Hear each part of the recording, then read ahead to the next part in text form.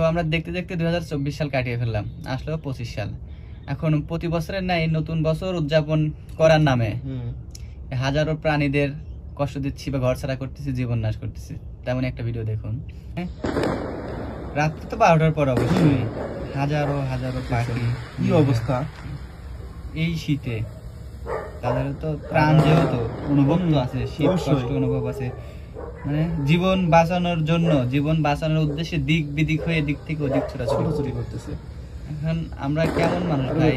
হঠাৎ করে ঘুমন্ত ব্যক্তির সামনে যদি আতশবাজি বা কোনো বোম জাতীয় ফোড়ানো হচ্ছে না আওয়াজ, এখন আমরা কেমন শিক্ষিত হলাম, কেমন শিক্ষা আমাদের, কেমন মানুষ আমরা, শুধু মানুষই হতে পারলাম, মানুষই নামে মানুষ, মানুষ হতে পারলাম কই?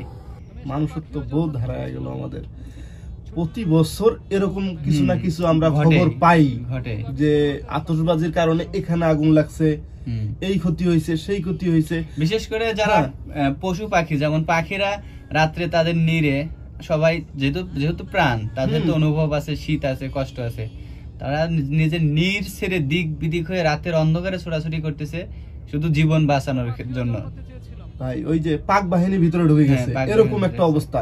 তাহলে আপনারা সামান্য একটু বিনোদনের জন্য এই প্রাণীকুলের এত বড় ক্ষতি কিভাবে করতে পারেন, এত বড় সর্বনাশ কিভাবে করতে পারেন? দেখেন কতগুলো পাখি ভাই মারা গেছে, হাজার হাজার পাখি।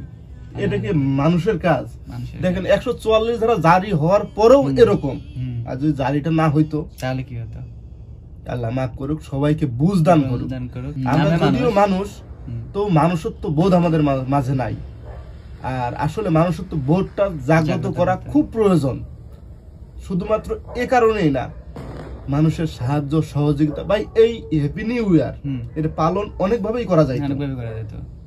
দেখেন একজন ভিক্ষুকে ওই বাজির টাকা যেটা ছিল, ফটকা বাজি, এই টাকাটা ছিল একজন ভিক্ষুকে দিয়ে অসহায় দরিদ্র উদযাপন করা যাইতো না? শীতে অনেকে কষ্ট করছে, তাদেরকে সহযোগিতা করে এরকম অনেক মানুষই করছে, তারা কিন্তু সামনে আসে নাই।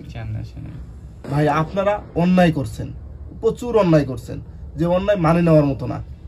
তো আমরা আশা রাখবো, সাজেশন করব যে পরবর্তীতে যাতে কোনো প্রকার প্রাণীকুলের ক্ষতি সাধিত হয়, আমাদের সামান্য একটু উদযাপনে এ ধরনের কাজ থেকে বিরত থাকবো। ভিডিওটি কেমন লাগলো জানাবেন, আমাদের পাশেই থাকবেন।